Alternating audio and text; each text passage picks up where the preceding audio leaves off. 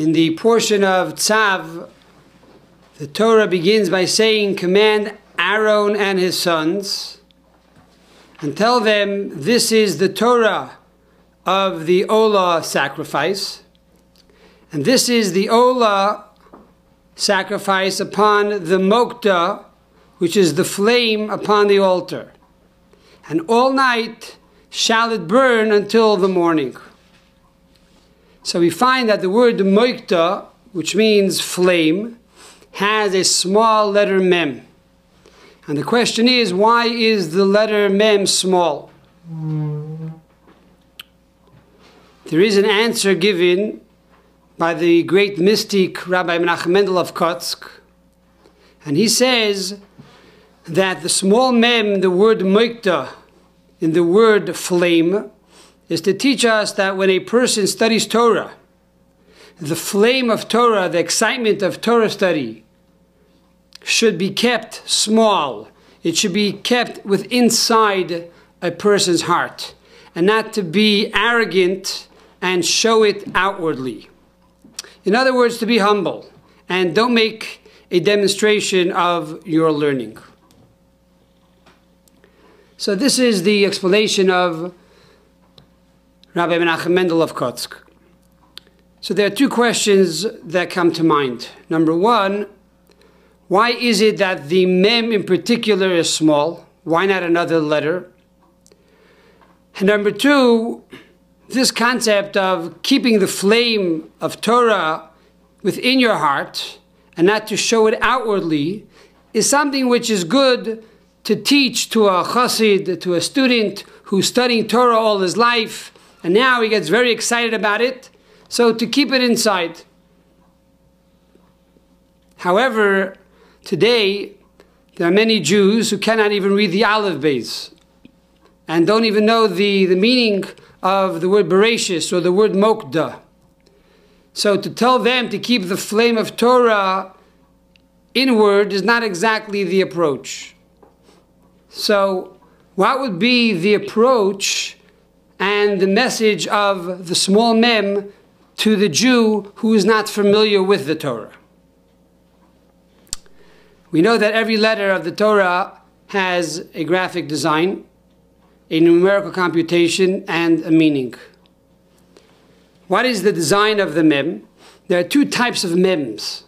There is the open mem, that is normally found at the beginning or the middle of a word.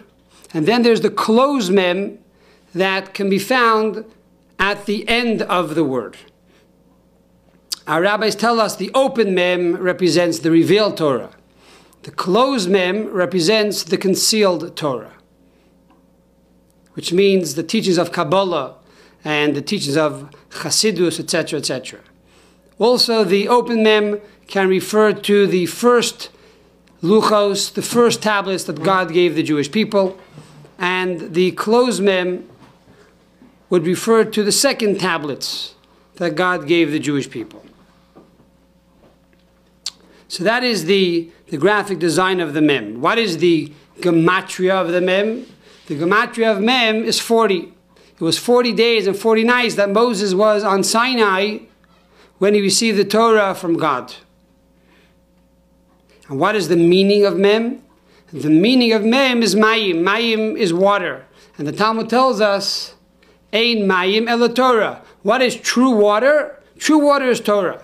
In other words, if a person wants to quench his thirst for spirituality, a person wants to quench his thirst for God, the only way you can find a way to quench your thirst is through the study of Torah.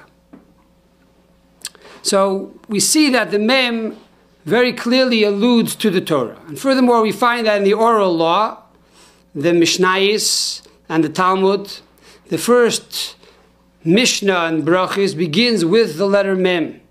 And the last statement in the Talmud ends with the mem, which is Bashalom. So again, mem connects with the Torah.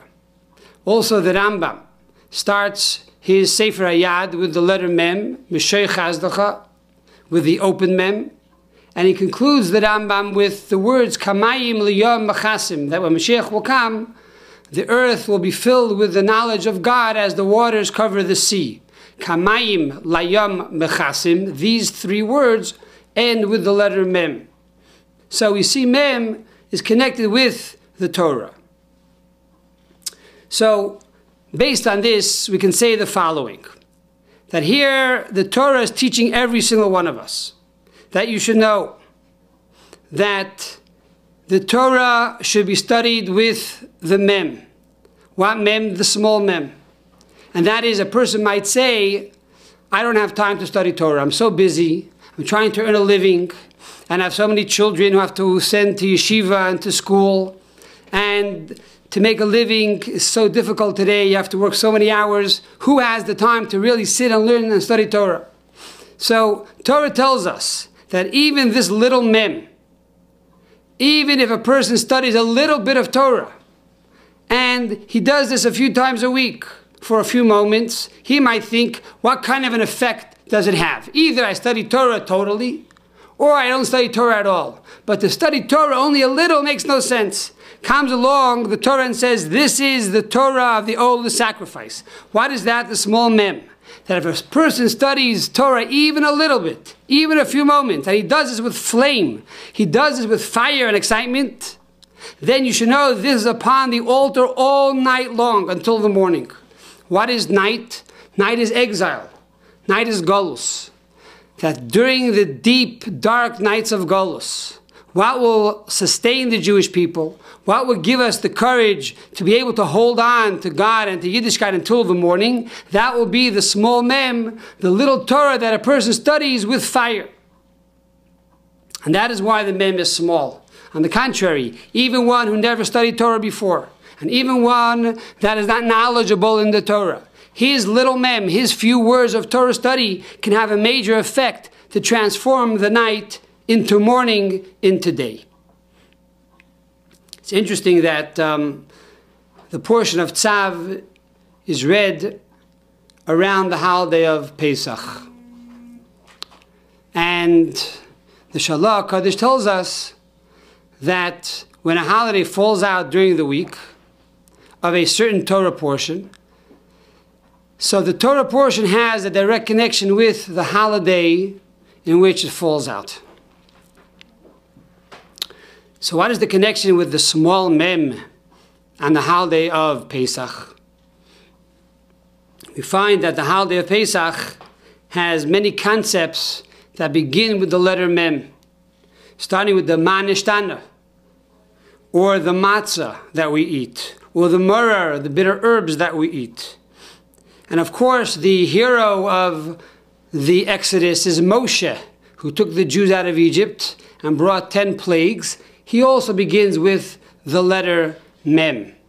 And furthermore, Moshe's older sister, who prophesied that Moshe was going to be born, and sang by the sea a greater song than Moshe, because she sang the song together with music, with tambourines. Her name is Miriam. She also begins with the letter mem. And the Jews were in Mitzrayim. They were in Egypt. That begins with the letter mem. And because Moses brought the makos, brought the plagues upon the Egyptians, the Jews came out of Mitzrayim. And furthermore, Mitzrayim begins with a mem and ends with a mem. It's interesting that Mitzrayim could be split up into two words, Meitzar and Yam. Meitzar means constraints and borders. Yam means the sea. So the Jews came out of Meitzar. They came out of the land of Egypt that was borders and constraints. That was the beginning of the Exodus. But it did not conclude until 7 days later, until they went through the Yam, until they went through the sea. Once they went through the sea of reeds, and all the Egyptians now became swallowed up by the sea, now they were truly freed. So, in the word Mitzrayim, we see the seeds of redemption.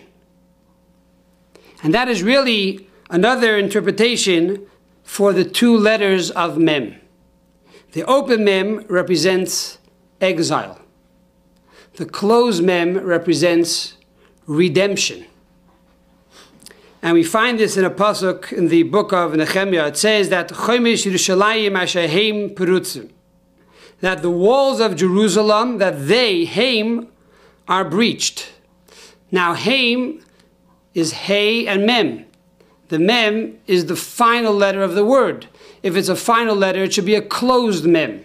Yet this is the only place in the 24 books of the Tanakh, of the books of the Torah, that we find that the end Mem is actually opened because the walls were breached. It represents exile. However, pertaining to the Messiah, it says in the book of Isaiah, chapter 9, verse number 6, L'marbe hamisra, that when Mashiach will come, his rulership will increase. And here the word L'marbe has a closed mem in the middle of the word. It's the only place in the 24 books of the Torah that we find such a phenomenon. And the concept of the closed mem alludes to redemption, when God will bring closure to the world. There will be no openings for evil, but a person will have God in all four corners of the world and all four directions of his life. And this concept also is connected with the 4 cups of wine, because Mem is 40, which is 10 times 4. And the idea of the 4 cups of wine that we drink, the first Seder and then the second Seder, and then the Baal Shem Tov introduced the idea of drinking 4 cups of wine on the final day of Pesach, and he called this Seudas Mashiach. He called this the meal of the Mashiach, is to drink 4 cups of wine. And the meditation that one is to contemplate when they drink the 4 cups of wine is how through these 4 cups of wine we're going to bring closure to the world, that all 4 sides of the world will be closed, and therefore there will be no room for evil or imperfection to break through and breach into our lives. So this is perhaps a thought and a meditation that we should think about as we drink the 4 cups of wine, and that is that each cup is bringing us to completion, and each cup is bringing us to the final redemption, when the world will be totally engulfed and immersed in the knowledge of God, and God will permeate every reality of nature in all 4 corners of the world.